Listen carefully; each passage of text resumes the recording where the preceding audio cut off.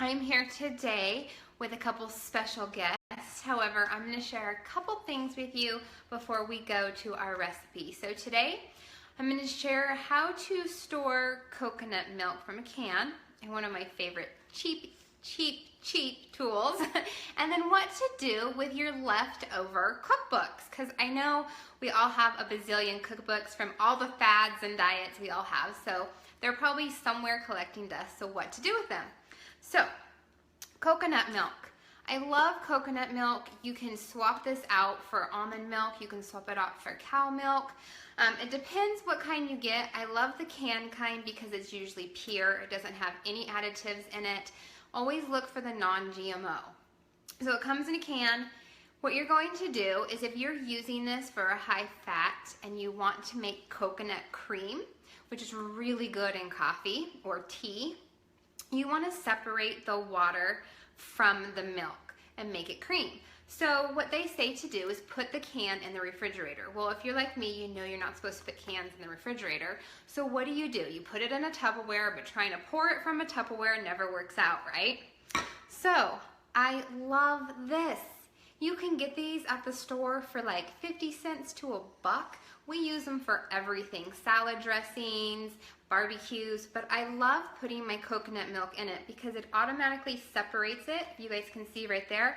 So this is the coconut water down here, and this is the coconut milk, which turns into coconut cream.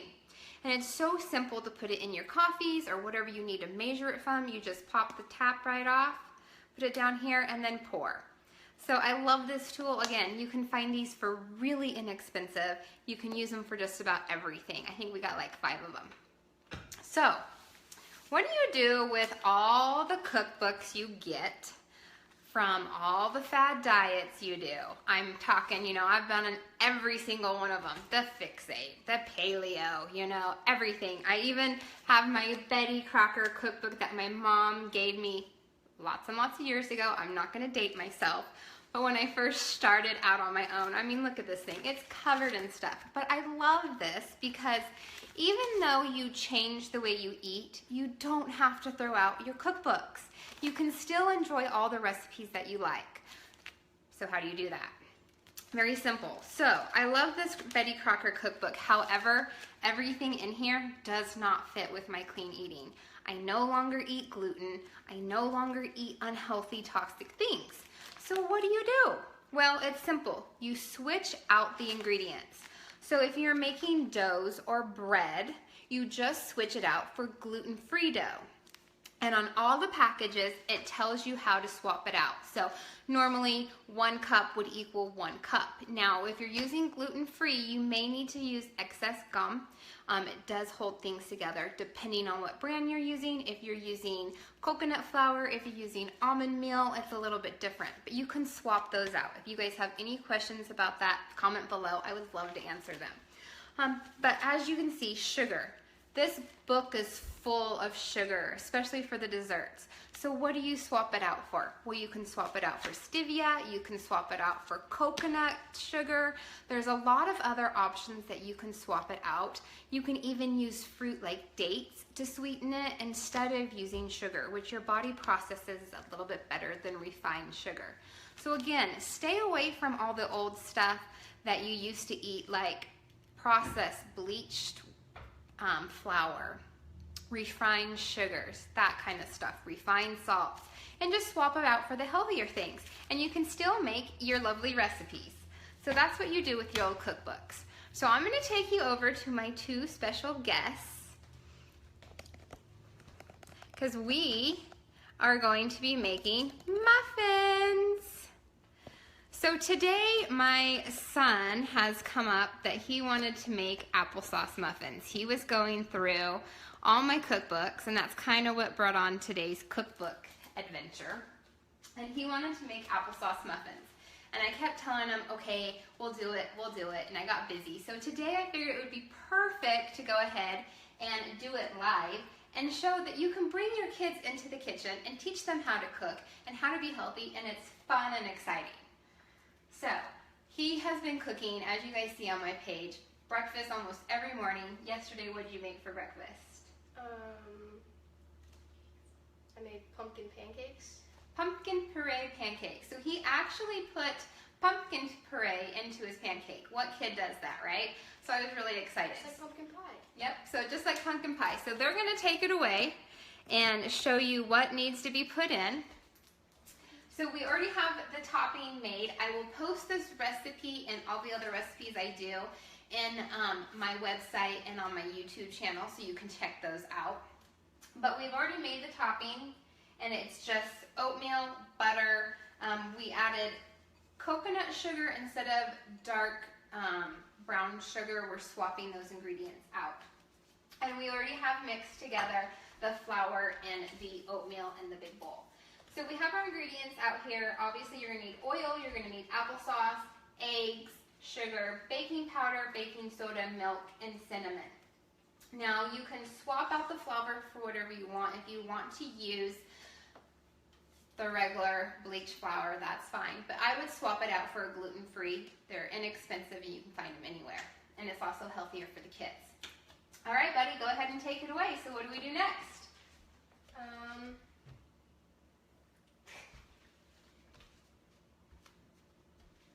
Okay, so you need a big bowl with 1.5 cups of flour in it and a cup of oats, and then you're going to mix that all up until it's all good, and then you're going to add in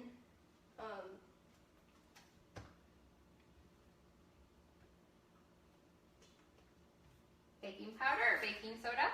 Yes. Over here. So we're going to do 1 teaspoon of baking powder. And again, you can swap out the baking powder for organic kind if you like. And leave it over there, they can see. Oh, there you go. And then the next thing we're going to do is we're going to do 1 teaspoon of half a teaspoon of baking soda. And again, I love to store all of my stuff in my Tupperwares. So as you can see, my fancy label. But it also helps with the kids because they're not trying to dig into the bag and get it all over the place. Now what? Okay, now a half teaspoon of cinnamon. Is that cinnamon? No, that's brown sugar. Coconut sugar. And as you can see, it's nice to let them to go ahead and do the recipe and get their hands dirty because that's the fun of it, and they enjoy it a lot more. And then after the cinnamon, we're going to do 1 cup of unsweetened applesauce, and we're going to do our wet ingredients in a separate bowl. So dry ingredients go in one bowl, wet ingredients go in another. Okay, so you add the applesauce, cup of applesauce,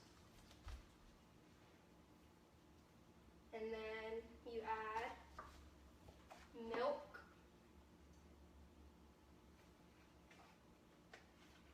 you add, So it's 1 cup of applesauce and 1 cup of milk.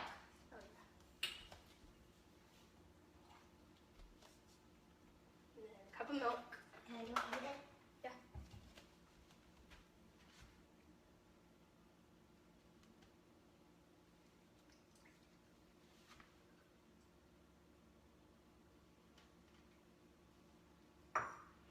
and then you add a half cup of brown sugar or coconut sugar, which is what we're using. And then you add, Can I do the next one? and then you add a 1/3 cup of eggs or 1 large egg. Which we have to use 2 small eggs because our chickens don't lay very well. And then you add a 1/4 cup of oil, and we're using olive oil. Now the recipe calls for canola oil, but I try to stay away from the canola oil, so we're using olive oil today. And then you're going to go ahead and mix those ingredients. With a wooden spoon.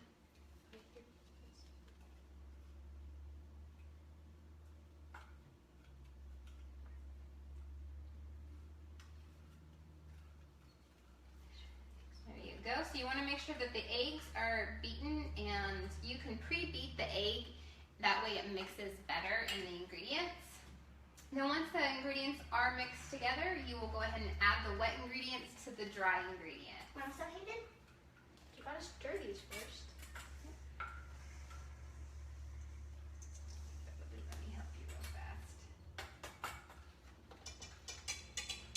There we go. All right. So tea.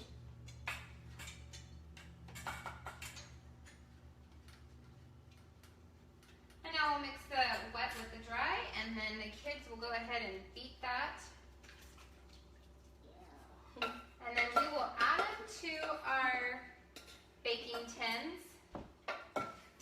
The kids love to add the muffins or cupcake holders. They're fun for them. Plus it keeps them easy to pack and they don't get mixed up. You can also spray this. You don't have to use these. I would spray it with coconut oil or olive oil. And then here's a little trick.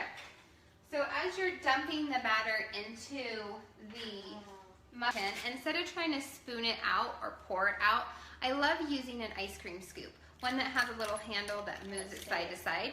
So you can put it in there and then you can dump it out. And then put it in there and dump it out. I love this. It's really, really good. So you can try that ice cream scooper. And you're going to preheat the oven to 400 degrees. And you're going to bake till they are done. It says around 16 minutes. But you can test it with a toothpick. Obviously, you don't intend. So say bye. Goodbye. All right, guys. Again, for all these recipes, I will be posting them in my YouTube. I will post the link below. And you guys have a wonderful day. And I will see you later.